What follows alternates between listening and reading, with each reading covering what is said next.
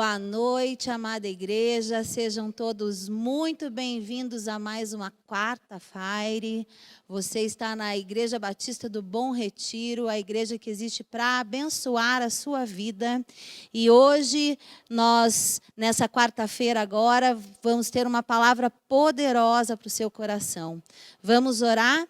Eu quero que você agora coloque a mão no seu coração, que você se aquete, que você se coloque completamente diante de Deus, para que Ele possa falar com você, para que Ele possa ministrar o seu coração, dê liberdade a Ele. Vamos orar? Senhor, em nome de Jesus, eu quero te agradecer por essa noite, te agradecer imensamente, Senhor, porque nesses cultos de quarta-feira nós podemos aprender tanto sobre o Senhor, Pai. Em nome de Jesus, Pai, eu quero estabelecer o teu reino, Senhor, sobre cada casa agora. Quero declarar em nome de Jesus, Pai, que cada casa agora é território santo, Pai, e abençoado pelo Senhor. Que o Senhor, Pai, tem liberdade de agir sobre cada mente, sobre cada coração, Pai. Que a palavra que hoje venha a ser ministrada, Senhor, deste altar, Pai, caia sobre as nossas vidas, Pai, como uma faca de dois gumes mesmo, como diz a Tua palavra, que separa o que é carne e o que é espírito, Senhor. Que nós possamos ser transformados por tudo que vai ser dito e falado aqui.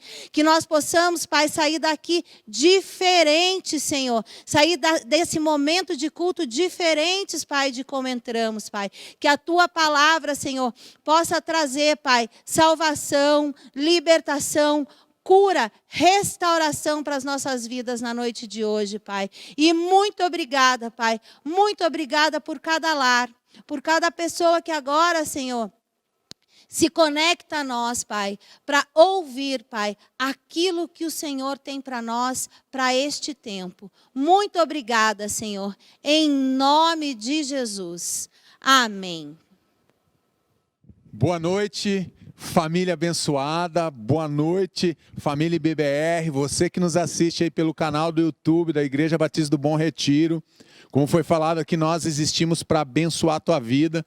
Quarta-feira, o culto mais aleluiado da cidade. Nesse momento, daqui a pouquinho nós vamos estar orando por você.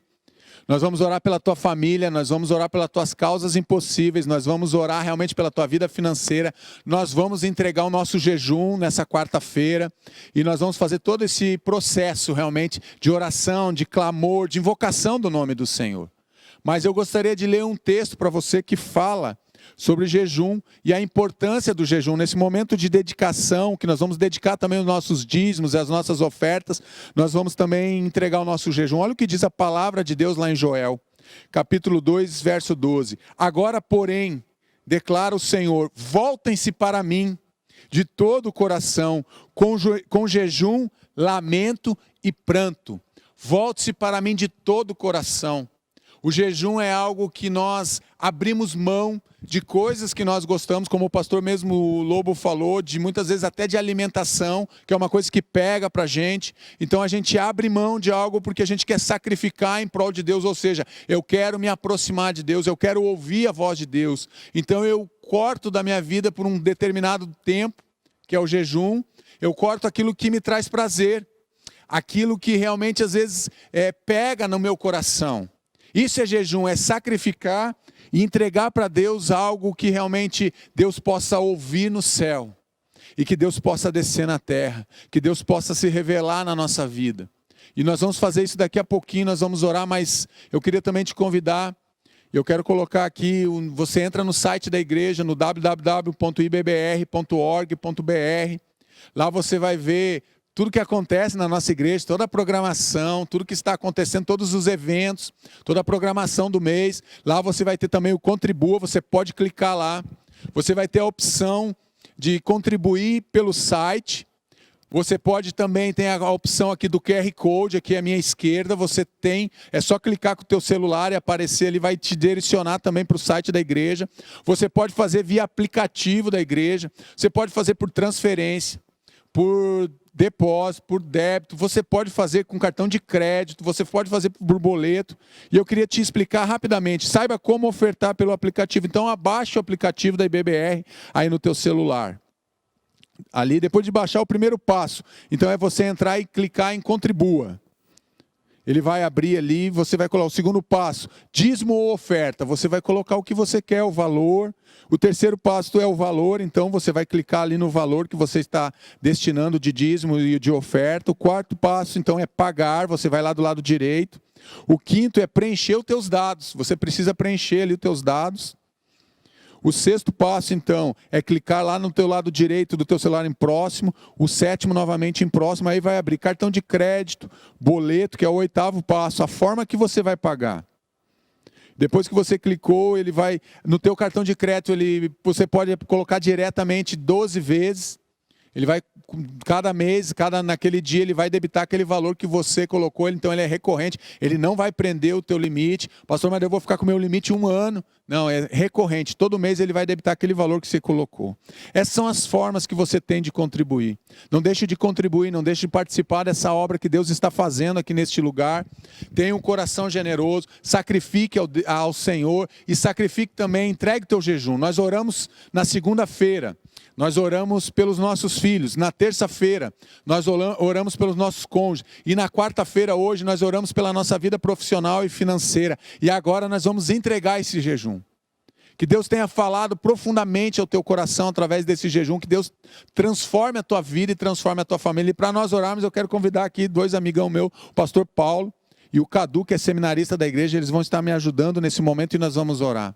Coloque a mão no teu coração aí na tua casa, abrace quem você ama, comece a orar, comece a clamar, coloque realmente, apresente diante de Deus as pessoas que você ama, apresente diante de Deus a tua família, apresente diante de Deus agora as tuas inquietações, apresente a Deus tudo aquilo que tem roubado a tua paz, que tem roubado a tua alegria, e o pastor Paulo vai orar nesse momento. Amém, queridos. Vamos estar intercedendo por cura aqui. Quero que você coloque a sua mão na tua enfermidade. Se você está num local que não pode colocar a mão no local, coloque a mão no seu coração. Vamos clamar agora para o Senhor que faz impossíveis nas nossas vidas, pode restaurar e fazer grandes coisas. Pai querido, em nome de Jesus Cristo, nós colocamos todos aqueles que estão passando por enfermidades, que necessitam cura física agora, Senhor Deus. Vem, Senhor Deus, vem restaurar célula por célula, Senhor Deus. Ô Pai, vem fortalecer a imunidade, vem trazer força física. Ô Senhor Deus, se tem algum problema muscular, restaura. Se tem algum problema de ligamentos, de tendões, restaura, Senhor Deus. Se o problema é celular, Pai, age com poder e restaura completamente, Senhor Deus. Faz com que a multiplicação celular seja perfeita, sadia e saudável em nome de Jesus, Senhor Deus. Ô Pai, se é um problema que não é físico, mas às vezes é mental, Senhor Deus, restaura, traz entendimento de volta, Senhor Deus, em nome de Jesus Cristo, Pai. E todos os familiares que estão batalhando com essa enfermidade de alguém, que o Senhor dê confiança, Senhor Deus, que o Senhor traga o teu consolo, a tua força, a confiança no Senhor, que faz mais do que nós imaginamos, mais do que nós pedimos. Age com poder, Senhor Deus, em nome de Jesus, que o Senhor traga a todos uma palavra de restauração, uma palavra de confiança em nome de Jesus. Quero colocar também todos aqueles que estão passando por problemas financeiros nas tuas mãos, Pai amado. Ou que o Senhor levante trabalho, emprego, Pai, para aquele que tem buscado, Senhor Deus. Que o Senhor dê sabedoria para administrar aquela parte que fica conosco, Senhor Deus. Para que nós estejamos agindo da melhor maneira possível, segundo a tua direção, segundo a tua orientação, Pai. Que o Senhor seja glorificado, porque o Senhor não tem deixado faltar nada. O Senhor tem cuidado das nossas vidas. O Senhor nos trouxe até aqui e muito mais o Senhor vai fazer. Por isso, restaura, traz confiança, Senhor Deus.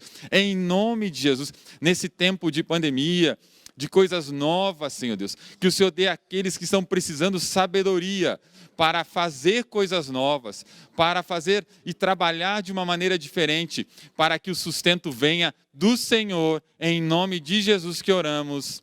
Amém. Olá, boa noite pessoal, tudo bem? Nós vamos orar pelas famílias. junte com a sua família, ore pelo seu filho, pelo seu cônjuge. Aqui em Curitiba está bem friozinho, então fique bem juntinho e vamos orar pelas famílias. Querido Deus, diante da Tua presença e da Sua misericórdia, nós colocamos essa instituição, a família, que Deus criou para abençoar essa terra, Pai. Eu sei que Satanás, Pai, ele quer investir contra as famílias, contra os filhos, Deus. Ele quer investir contra o marido, contra a esposa, para que dentro dos lares seja o caos, Pai. Mas nós, Pai, nós pedimos que o Santo Espírito de Deus esteja auxiliando, esteja colocando na mente das famílias, Pai, de cada familiar, Pai, que quem está à frente, Pai, é o Senhor Jesus Cristo, Pai. Nós declaramos, Pai, que a família não vai ser derrotada por Satanás, Pai, em nome de Jesus, Pai.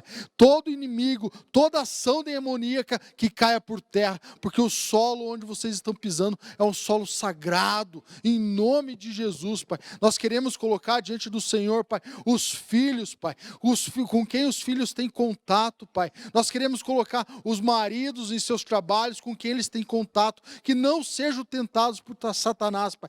Que as flechas do inimigo, Pai, não entrem na mente desse homem, dessa mulher, dessa esposa, que não sejam seduzidos pelo mundo, Pai. Porque o mundo quer tragar e devorar, Pai. Em nome de Jesus, nós colocamos a base familiar no Teu altar, Pai. E a família que não está na igreja, que está desviada, Pai, possa voltar. Que essa palavra, Pai, enche os corações deles, Pai, em nome de Jesus, Pai, em nome de Jesus, que eles possam voltar a congregar, voltar a Te buscar, Pai, em nome de Jesus, amém, amém e amém, amém. Amém. Vamos orar agora, vamos entregar o nosso jejum em família, vamos entregar realmente esse tempo, vamos consagrar os dízimos, vamos consagrar as ofertas, vamos orar por impossíveis, vamos ligar essas orações que foram feitas aqui, vamos concordar com tudo que foi feito. Senhor Jesus, o Teu nome é o Todo-Poderoso, o Teu nome é o grande Eu Sou. Tu és o nosso Deus, Tu és o nosso socorro, Pai. Nós confiamos em Ti, Pai.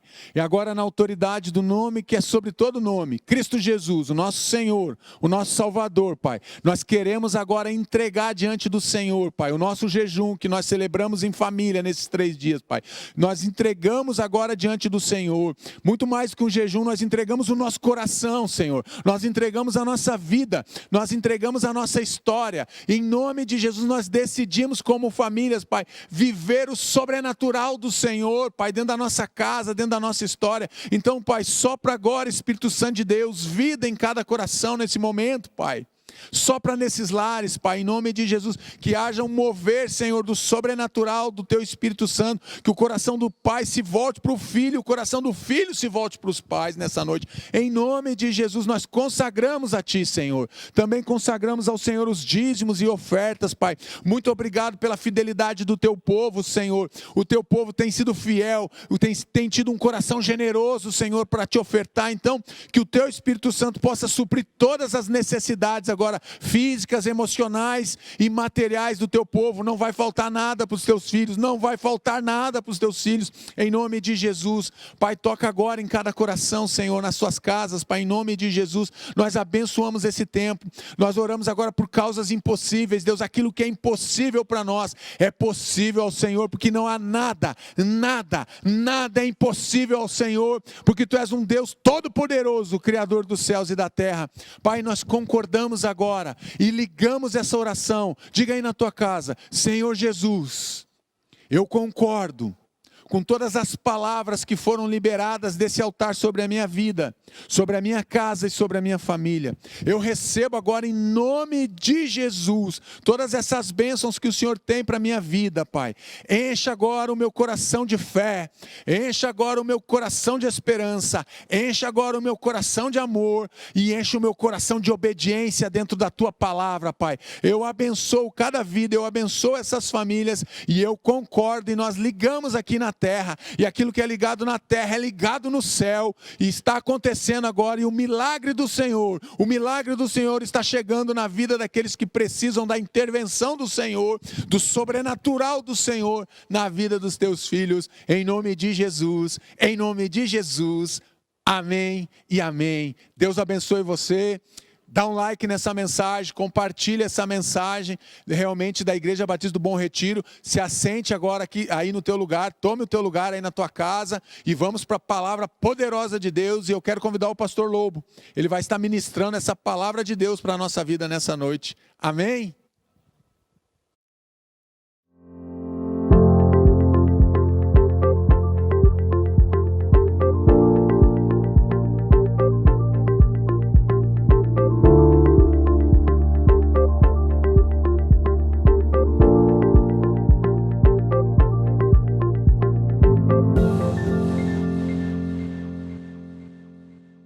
Amém, queridos, graça e paz. E eu quero hoje começar esse culto de quarta-feira respondendo ou tentando responder uma pergunta. Quais as razões da miséria espiritual do povo de Deus? Quais as razões da doença da alma de um crente, de um servo de Deus? Quais as razões da absolutamente cegueira da igreja com relação aos seus problemas, as verdadeiras causas dos seus problemas? Hoje vamos ministrar a última mensagem da série Ouça o que o Espírito diz às igrejas, uma série fundamentada no livro do Apocalipse, nos capítulos 2 e 3, que falam da mensagem de Jesus Cristo às 7 igrejas: igreja de Éfeso, Esmirna, Tiatira, Pérgamo, Sardes, Filadélfia e Laodiceia. A igreja de Laodiceia, ela foi um importante centro comercial e bancário que ajuntou muitos milionários daquele tempo. Era um local onde se produzia ungüentos para fazer colírios. Enfim, era uma área onde a medicina era mais avançada e exportava remédios para fora da sua cidade.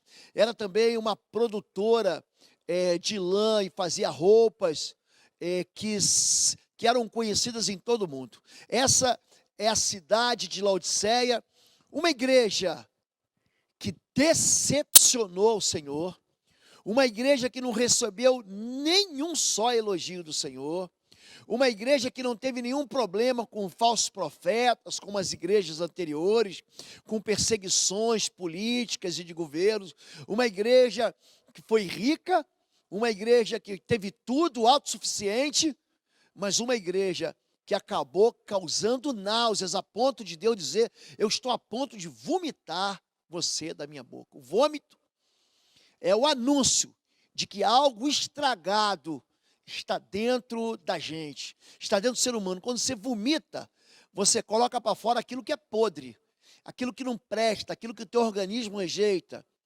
Essa igreja é uma igreja que já foi povo de Deus, mas que o próprio Deus está colocando para fora. E eu quero falar para você hoje sobre razões de misérias espirituais na sua vida. E diz assim, Apocalipse, capítulo 3, do verso 14 ao verso 22. Ao anjo da igreja em Laodiceia, ou seja, ao líder da igreja, ao pastor da igreja, ao presbítero da igreja, ao bispo da igreja, é isso que quer dizer o anjo da igreja. Ao anjo da igreja em Laodiceia, escreva: estas são as palavras do Amém, a testemunha fiel e verdadeira, o soberano da criação de Deus. Conheço as suas obras, sei que você não é frio nem quente. Melhor seria que você fosse frio ou quente. Assim, porque você é morno, nem frio nem quente, estou a ponto de vomitá-lo da minha boca. Você diz: estou rico, adquiri riquezas e não preciso de nada. Não reconhece, porém, que é miserável, vou sublinhar essa palavra, miserável, digno de compaixão, pobre, cego e que está nu. Dou-lhe este conselho: compre de mim ouro refinado no fogo, e você se tornará rico. Compre roupas brancas e vista-se para cobrir a sua vergonhosa nudez. E compre colírio para ungir os seus olhos e poder enxergar. Repreendo e disciplino aqueles que eu amo. Por isso seja diligente, arrependa-se. Eis que estou à porta e bato. Se alguém ouvir a minha voz e abrir a porta, entrarei e cearei com ele e ele comigo. Ao vencedor, darei o direito de sentar-se comigo em meu trono, assim como também venci, sentei-me com meu Pai em seu trono. Aquele que tem ouvidos, ouça o que o Espírito diz às igrejas. O Espírito de Deus fala, gente, fala. Deus fala, fala. Em Hebreus capítulo 1, ele começa assim: tendo antes Deus falado através dos seus profetas, agora tem falado por meio do seu Filho Jesus. Jesus, ele subiu aos céus e enviou o seu Espírito. O Espírito Santo de Deus, ele fala com a gente aqui, ele traz graves denúncias a esse povo, não sem antes dizer quem ele é, apresentar as credenciais de quem é. Qual a identidade de Cristo? Essas são as palavras do amém. Quando nós encerramos uma oração, nós dizemos em nome de Jesus, assim seja. Estamos de acordo, concordamos firmemente, aprovamos de maneira irrevogável aquilo que foi falado. Ou seja, ele está dizendo, eu sou aquele, Jesus é a palavra final. Em 2 Coríntios capítulo 1, verso 20, pois quantas forem as promessas feitas por Deus, tantas tem em Cristo o sim. Por isso, por meio dele, o amém é pronunciado por nós para a glória de Deus. A promessa de Deus de salvação, de restauração, de perdão de pecados, de uma nova vida, de um novo tempo, de um novo céu e uma nova terra, todas elas se cumprem em Jesus. Ele é o amém. É por isso que ele começa falando o seguinte: essa palavra que eu estou dando para vocês não é qualquer palavra, é uma palavra que vai se cumprir, porque eu sou o amém, eu sou o alfa, mas eu também sou o ômega, eu sou o princípio soberano da criação, mas eu também sou o fim de todas as coisas. E se eu estou dizendo, é porque eu sou o amém, e isso vai se cumprir. Quando Deus, ele escreve uma carta a uma igreja, quando Deus, ele comunica, quando o Espírito de Deus fala conosco, ele não quer nos destruir. Ele vai dizer assim, eu sou aquele que te amo e repreendo quem eu amo. O nosso Deus não nos deixa caminhar na frieza espiritual, na mornidão espiritual, na destruição espiritual, no desvio espiritual, nas mentiras, nos enganos. Deus é um Deus que nos chama de volta, que nos traz de volta. Existe uma maneira assim, muito peculiar, muito singular, de Deus nos chamar a atenção, de Deus nos disciplinar, não como um pai violento, não como um pai agressor, não como um pai brutal, mas como um pai que ama. Vem cá, que eu quero te ensinar. E aqui ele está dizendo, olha, o que eu estou falando para você é verdade, porque eu sou fiel e verdadeiro. A testemunha verdadeira, a testemunha fiel e verdadeira. E vi o céu aberto diante de mim, um cavalo branco, cujo cavaleiro se chama Fiel e Verdadeiro. Ele julga e guerreia com justiça. Apocalipse 19, 11 está apresentando aqui o final da história. O livro do Apocalipse é muito interessante, porque ele está costurando, seria o ponto final, o epílogo da história da humanidade. E aqui Jesus está se apresentando como aquele que é fiel e verdadeiro. Fidelidade é aquilo que impede as coisas de se corromperem. Lembro, eu era garoto e tinha as músicas. Meu pai apareceu em casa com um aparelho de toca-disco, né, naquela época, de alta fidelidade. O que significa isso?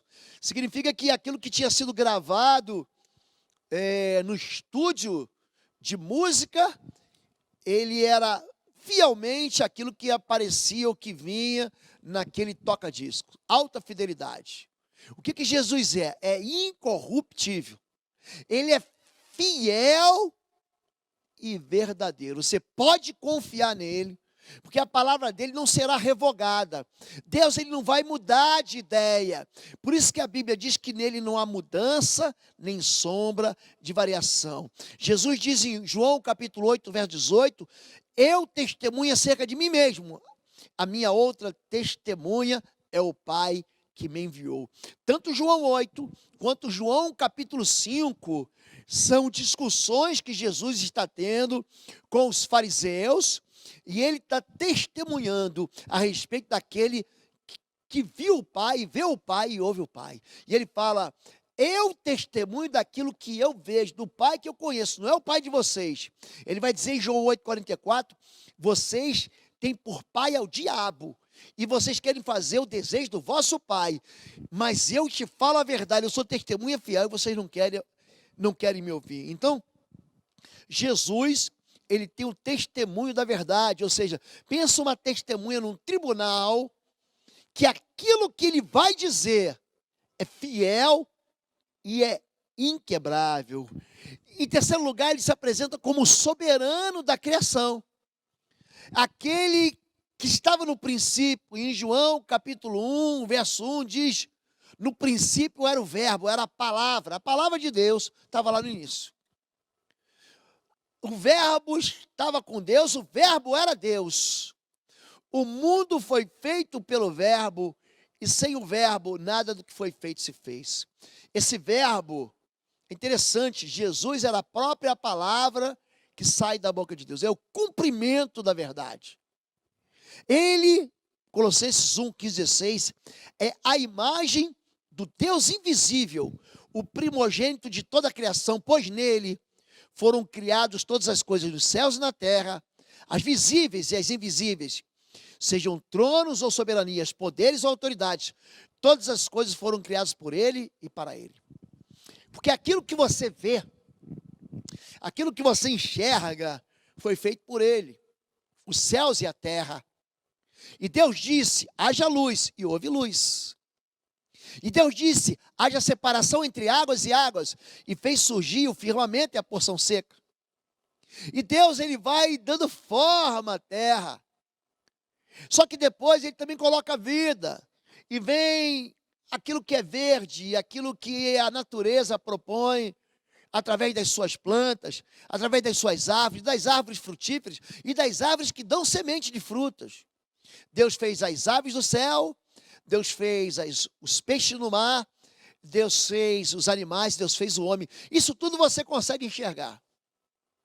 Mas esse soberano da criação, também ele criou coisas invisíveis aos meus olhos, que são tronos, soberanias, poderes e autoridades. Ele está falando de uma hierarquia de anjos e de seres espirituais. Quem é que fez? O Criador, que é o soberano Jesus. Então ele se apresenta: eu sou o Amém, eu sou a testemunha fiel e verdadeira, mas eu sou o soberano da criação. Então ele começa a dizer a respeito daquilo que ele está vendo. Ele começa a verificar a temperatura da igreja. Conheço as suas obras e sei que você não é frio nem quente. Aqui, Jesus vai se apresentar nessa primeira parte como um médico que vai traçar patologia da enfermidade miserável de alguém que pensa que está salvo e não está salvo. Olha para mim aqui. Tem muita gente que pensa que está salvo e não está. Jesus diz para a gente, em Mateus capítulo 7, naquele dia, muitos dirão: Senhor, Senhor, em teu nome fizemos maravilhas, profetizamos e expulsamos demônios. E ele vos dirá abertamente: apartai-vos de mim, malditos. É Jesus que fala a palavra maldito. Sai perto de mim. Apartai-vos de mim, vós que praticais a maldade, o pecado, a iniquidade, eu nunca vos conheci. Aqui, Jesus vai pegar um termômetro e vai medir a temperatura minha e sua. Mateus capítulo 24, verso 12, devido ao aumento da maldade, o amor de muitos esfriará, mas aquele que perseverar até o fim será salvo. Romanos 12, 11 diz: nunca lhes falte o zelo, sejam fervorosos do Espírito e sirvam ao Senhor. Deus, ele conhece as nossas obras. Deus, ele não está distraído. Você, às vezes, está vivendo uma vida miserável, sabe por quê? Porque você pensa que você pode se esconder de Deus e não pode. Você pensa que vai se desviar e Deus não vai perceber. Não, como eu estou desviado, Deus não está levando em conta. Está levando em conta. Você pensa que você se veste bem, que você se arruma bem, que você tem uma boa aparência, e por isso Deus não está vendo, mas Ele está vendo. Eu conheço as tuas obras, e eu sei que você nem é quente e nem é frio. E aí começa um papo de doente, uma conversa de doente. Melhor seria que você fosse frio ou quente. Zacarias 3, de 1 a 4 diz: depois disso, ele me mostrou o sumo sacerdote Josué diante do anjo do Senhor. E Satanás à sua direita para acusá-lo. O anjo do Senhor disse a Satanás: o Senhor repreenda Satanás. Este homem não parece um tição tirado do fogo? Ora, Josué, vestido de roupas impuras, estava de pé, diante do anjo. O anjo disse aos que estavam diante dele: tirem as suas roupas impuras dele. Depois disse a Josué: veja, eu tirei de você o seu pecado e coloquei vestes nobres sobre você. Pessoas que estão doentes, como é que você repara a gente doente? É gente que só conversa a respeito disso. Olha, eu tive um pico de glicemia. Olha, eu estou com colesterol alto, meu triglicerídeo está alto. E aí a gente que começa a trocar remédio, começa a trocar receita, começa a trocar, não tem chá de boldo para isso, tem chá de quebra-pedra para sua pedra no rim. Olha, tem um chá de erva cidreira para te acalmar e abaixar a pressão. Aqui, Jesus está investigando a temperatura, porque dependendo da temperatura, dependendo da febre que você vê, você vai encontrar uma infecção no corpo. E aqui ele diz que a infecção é pecado. Ele está dizendo assim: não é esse homem, o sumo sacerdote, Josué? Ele é como um tição tirado do fogo. É como uma brasa. Pensa numa brasa que você tira do fogo e aquela brasa começa a esfriar. E quando a brasa começa a esfriar, ela vira o quê? Ela vira cinza. E é isso que ele está dizendo. Um sumo sacerdote tirado do fogo, ou seja, o pecado são vestes sujas. O mundo espiritual percebe o nosso pecado, percebe a maneira. É por isso que esse homem não tinha autoridade espiritual. Por que tem gente que não tem autoridade espiritual? Porque vive no pecado. E a pessoa não entende isso e não percebe isso. Por que Satanás está resistindo ao sumo sacerdote Josué? Porque as vestes dele estão imundas de pecado e ele perdeu a autoridade. Pior do que isso, ele é como um tição tirado do fogo, ou seja, ele está longe de Deus. Gente em pecado se afasta de Deus e perde a autoridade espiritual. Você está entendendo, querido? Então, quando Jesus, ele observa, ele começa a ver a insensibilidade, a indiferença que tomaram conta da minha vida, da sua vida, e por isso a nossa vida vive em miséria espiritual. Não adianta você querer fazer uma colheita daquilo que você não plantou.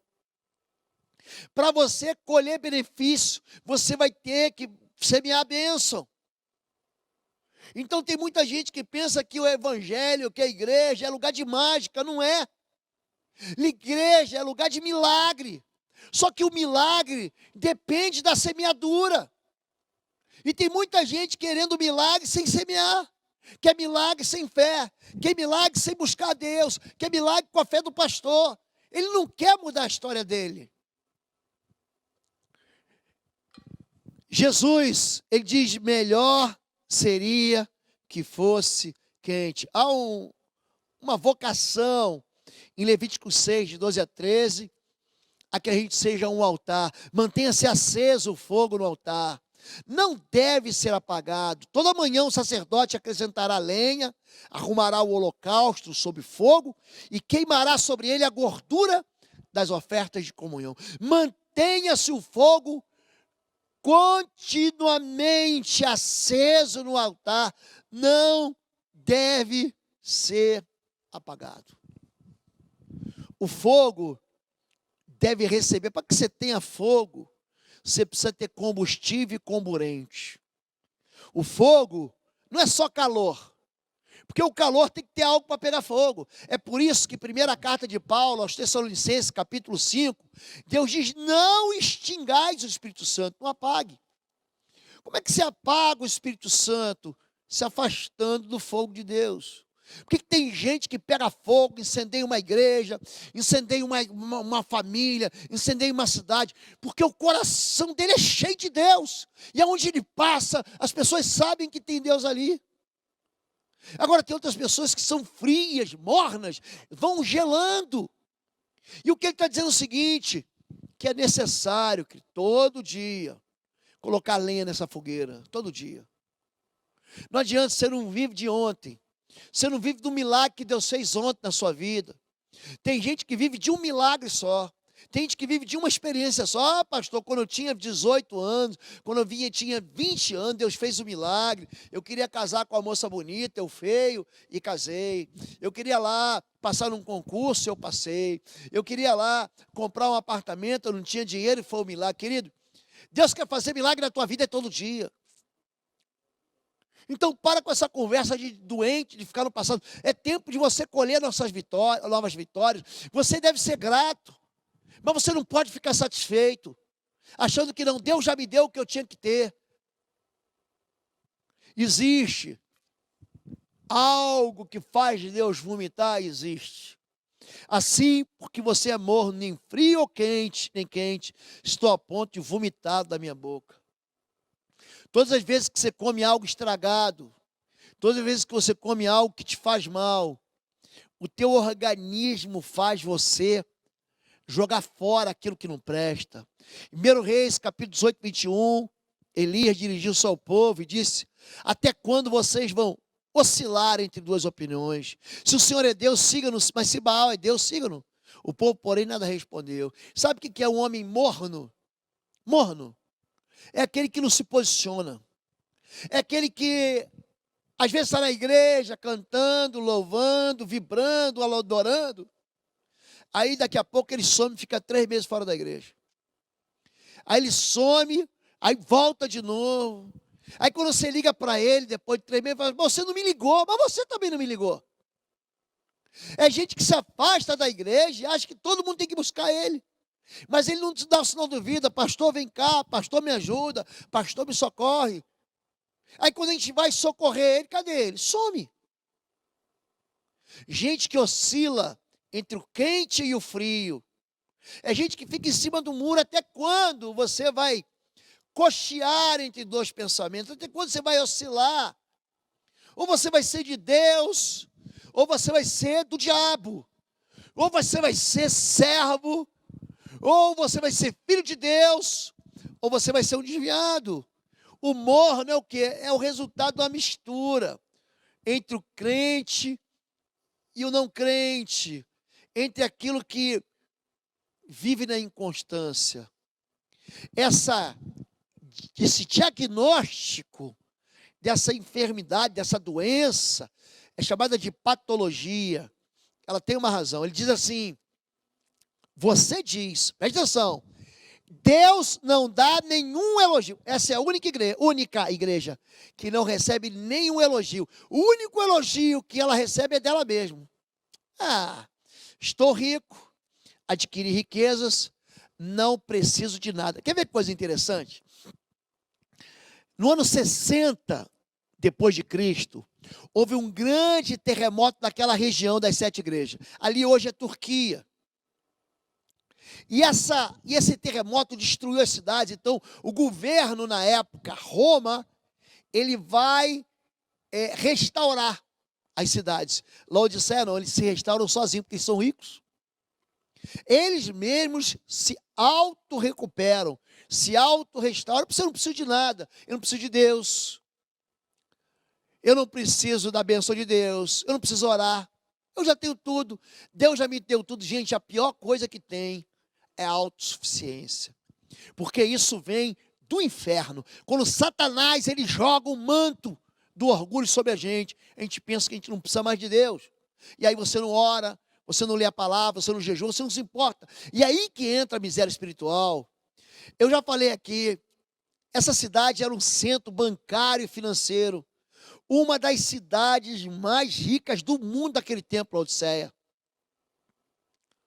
Era o centro da indústria de tecidos local, centro médico de referência para a produção de ungüentos para os ouvidos e para os olhos, e um centro de águas térmicas.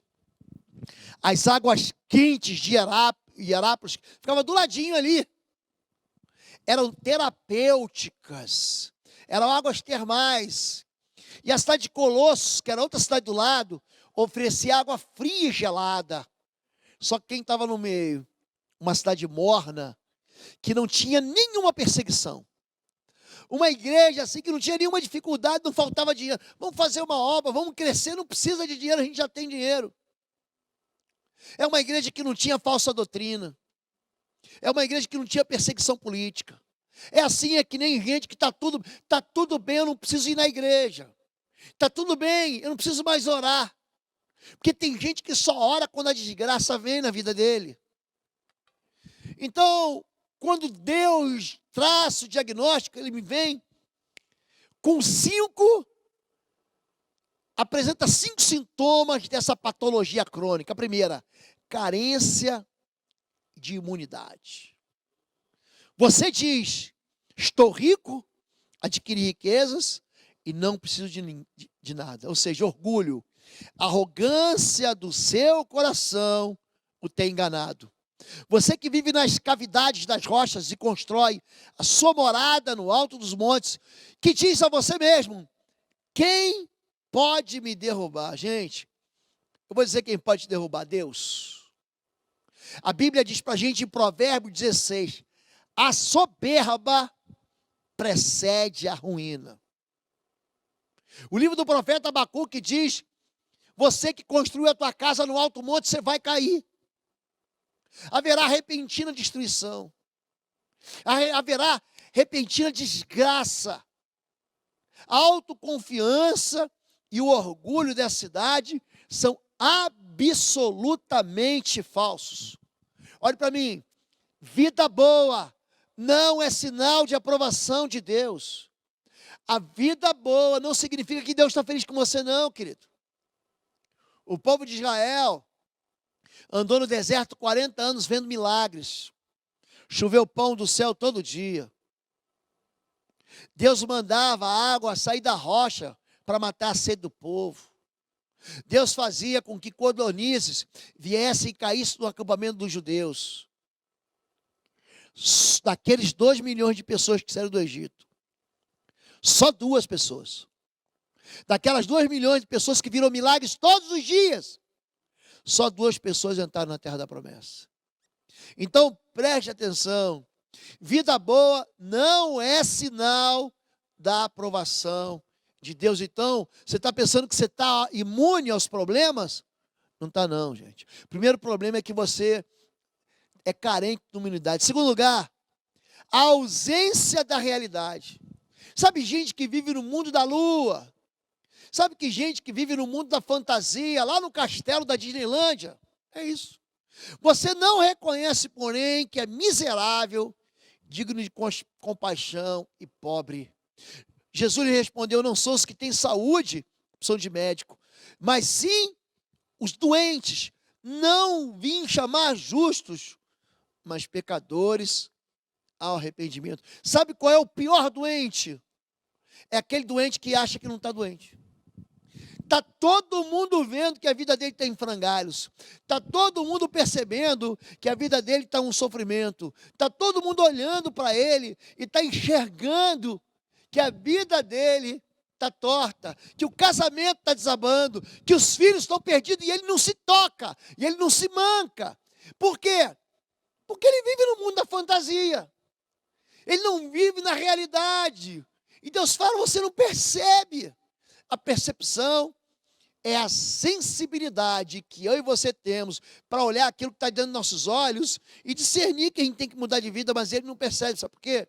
A autoconfiança gera uma falsa imunidade e gera ausência da realidade. Número 3, insensibilidade espiritual.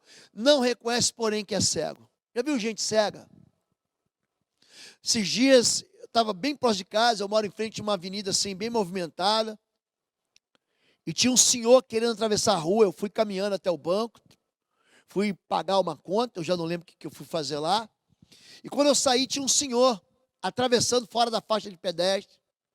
E eu falei para ele, o senhor pega no meu braço, sabe que o cego, ele pega no teu braço, não é você que pega no braço dele. Ele pegou, eu atravesso o senhor, ele falou assim, não, deixa que eu atravesso sozinho.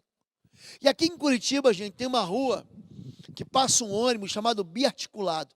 Pensa um ônibus assim que é grande, que é enorme. Então, esse ônibus vinha, eu falei, não, mas está vindo o ônibus. Não, eu sei me virar, gente cega. Gente, quase que aquele homem foi atropelado, ele não me deixou atravessar a rua. E aí ele foi atravessando a rua fora da faixa de pedestre, e quase que aquele ônibus biarticulado enorme passou por cima daquele senhor, porque gente orgulhosa. Então, porém, não reconhece, porém, que é cego. Então ela chamou Sansão, os filisteus estão atacando. Ele acordou do sono e pensou, sairei como antes e me livrarei.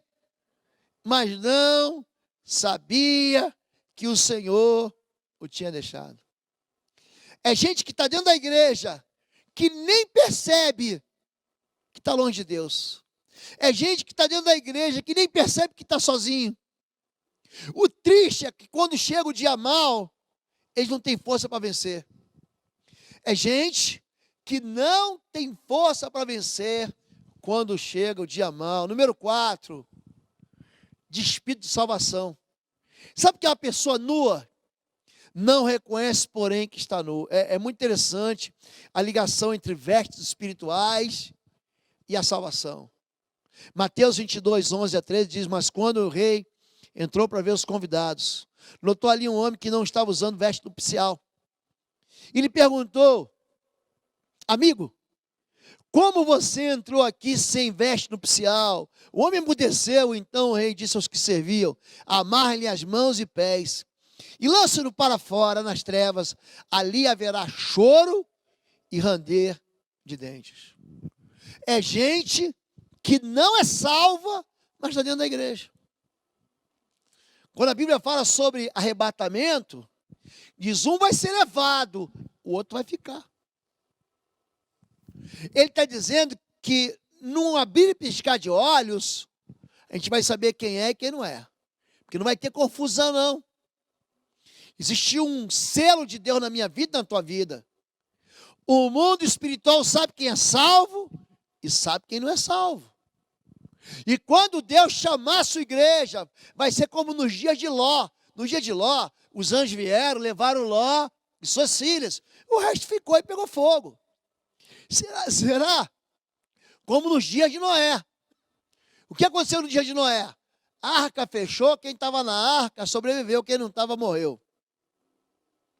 Então entenda o que eu estou falando. Tem gente que está dentro da igreja e está nua. Não tem salvação. E Jesus não está falando isso como uma denúncia vazia, está falando assim, olha, se arrependa. Número 5, é gente que é inútil. Tinha uma canção velha que dizia, a gente somos inútil. Inutilidade funcional. Assim, porque você é morno, nem frio, nem quente, você não presta para nada, eu vou te vomitar da minha boca. Vocês são o sal da terra. Mas se o sal perder o sabor, para que serviria? Para que servirá? É possível tornar o salgado outra vez? Será jogado fora e pisado pelos que passam, pois não servem para nada. Juízes 16, 20. Já viu Jesus falar assim, você não serve para nada, você não presta para nada, você é inútil. Já viu isso? É interessante que aqui, a gente já falou, em Herápolis, a água vinha quente e ela ia descendo o vale.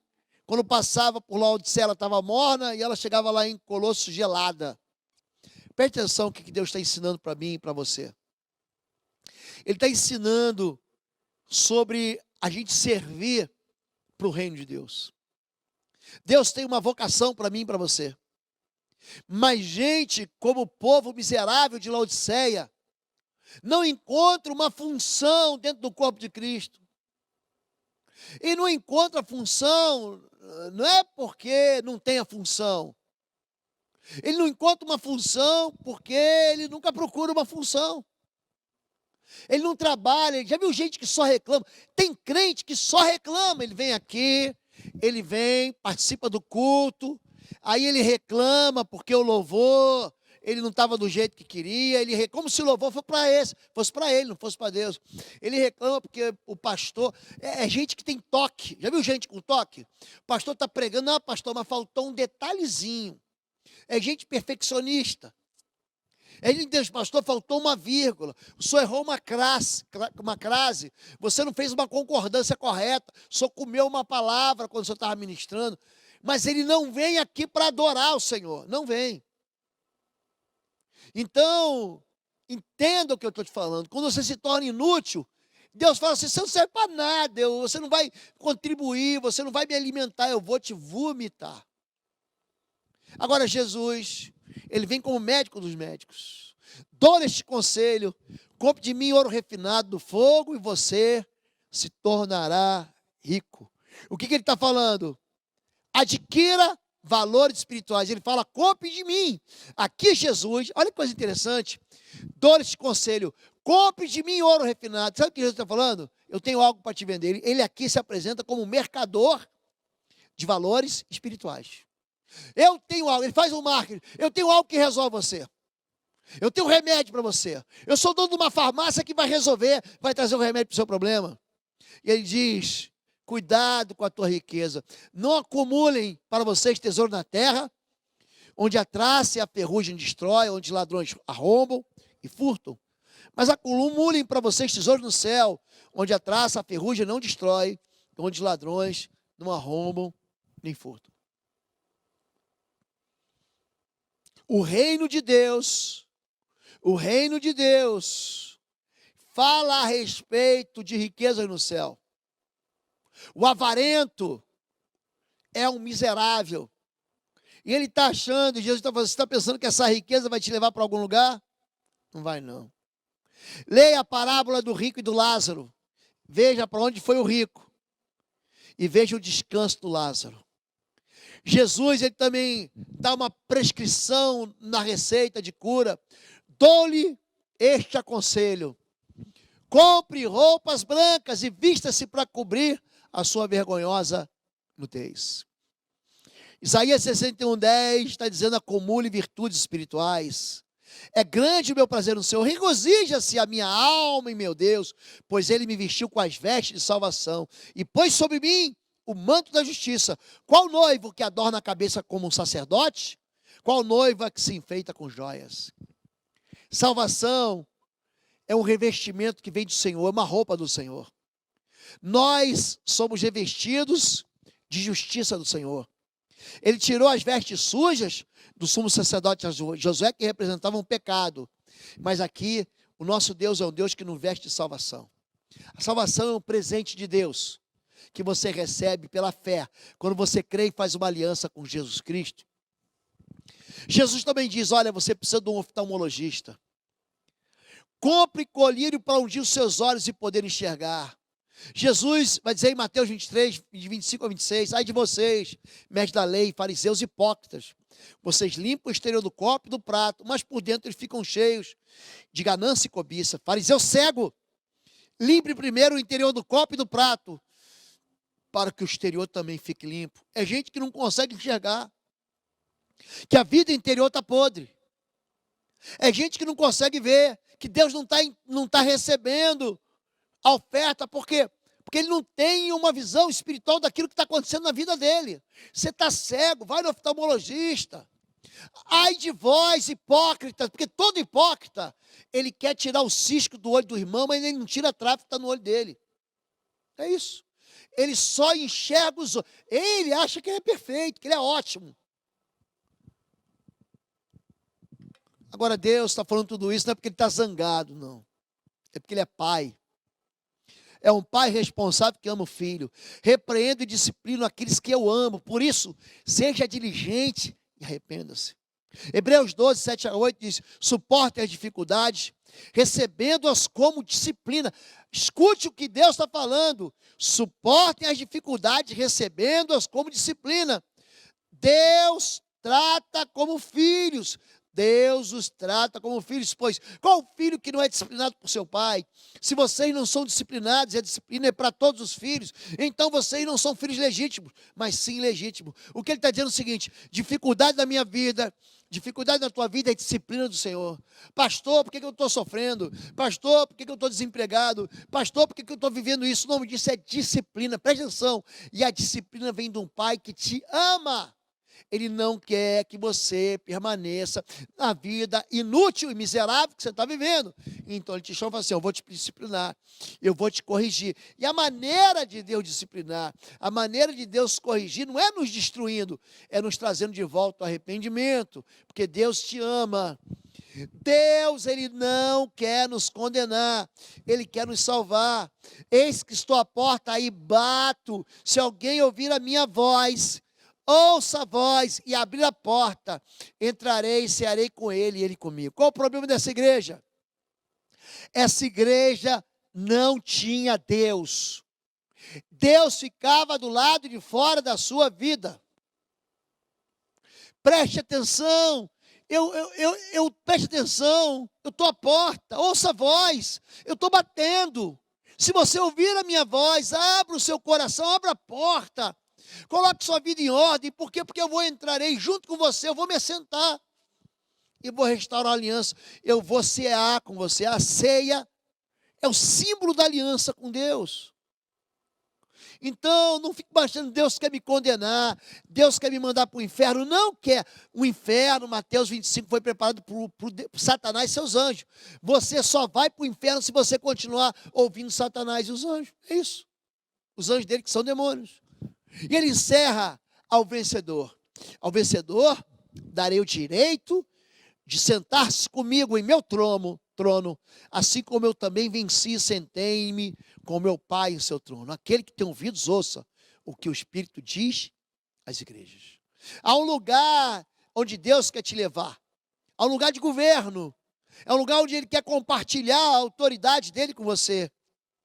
Jesus, Filipenses 2, 8 e 9, sendo encontrado em forma humana, Deus se fez gente, ser humano. Humilhou-se a si mesmo, foi obediente até a morte de cruz, por isso Deus o exaltou. A mais alta posição deu o nome que está acima de todo mundo. Nome, presta atenção. Tua vida talvez seja boa, perfeita, rico.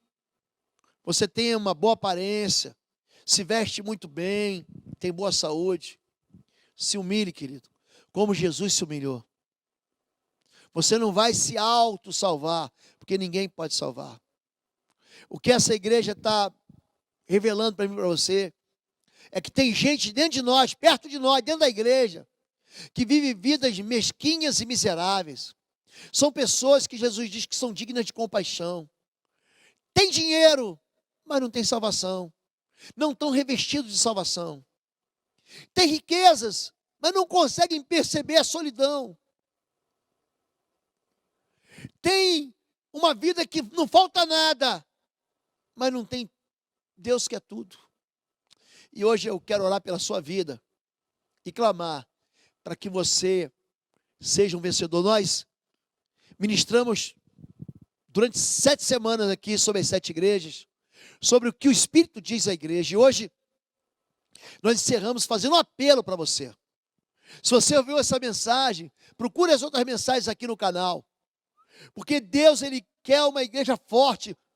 E a você, a razão do amor do Senhor. E se você quer uma aliança com Deus, você quer deixar essa tua vida de mornidão espiritual para trás. Você que está a ponto de ser vomitado da boca do Senhor, expulso. Assim como Jonas foi vomitado na praia. Você que quer fazer a obra do Senhor para a glória dEle.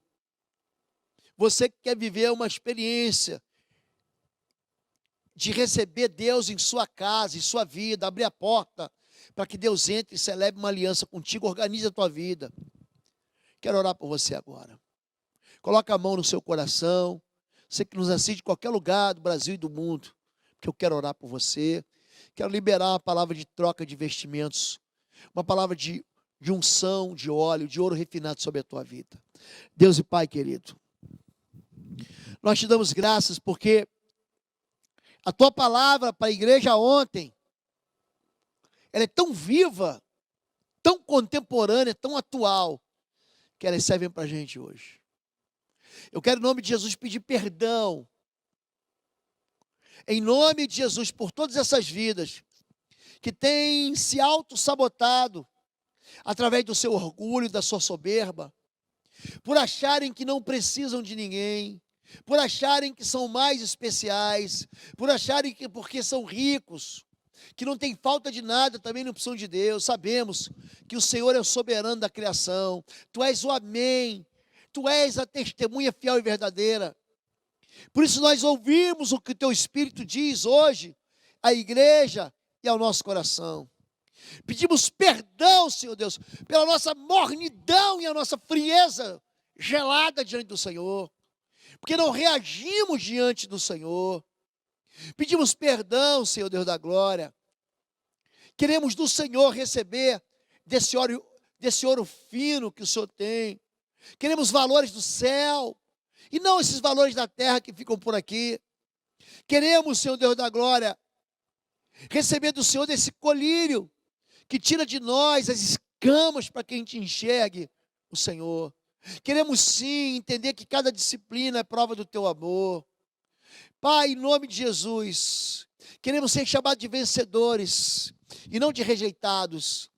Aqueles que se assentam no trono com o Senhor, porque compartilham da mesma autoridade. Salva o Teu povo. Quero liberar a palavra de novo vestimento, um vestimento de salvação, um manto de justiça. Eu libero um vestimento de salvação e a cobertura do manto da justiça sobre a tua igreja, sobre esse homem, essa mulher, esse jovem de Deus. Tira toda a miséria, Senhor Deus espiritual, e faz com que o teu povo experimente uma vida de abundância com o Senhor, em nome de Jesus. Amém, amém e amém. Deus abençoe vocês. Nós estamos experimentando na Igreja Batista do Bom Retiro um grande avivamento. Quero muito que você participe com a gente. Você que está sem igreja, você que não tem pastor, você que está afastado da igreja, você que fez essa oração com a gente e estava desviado. Pastor, não me encaixa em igreja nenhuma, mas eu tenho seguido a Igreja Batista de Bom Retiro e tenho sido muito edificado. Se você não tem igreja, você vai clicar no link aqui embaixo chamado Rota Membresia e você vai ser recolhido, acolhido como membro da nossa igreja. Próximo domingo à noite, dia 27, receberemos aqui em torno de 200 pessoas como novos membros. Vocês vão participar do ministério, vocês vão participar sendo abençoados, abençoando. Vocês vão estar debaixo da cobertura de oração dos pastores. Vocês vão ter, mesmo à distância, mãos erguidas que vão proteger você e vão abençoar a sua vida. Amém? Deus te abençoe, fique com Deus, que o amor de Deus, nosso Pai, a graça do nosso Senhor e Salvador Jesus Cristo e as consolações do Espírito Santo de Deus sejam sobre a sua vida, em nome de Jesus. Amém, amém, amém. Deus te abençoe, fique na paz. Uma boa noite.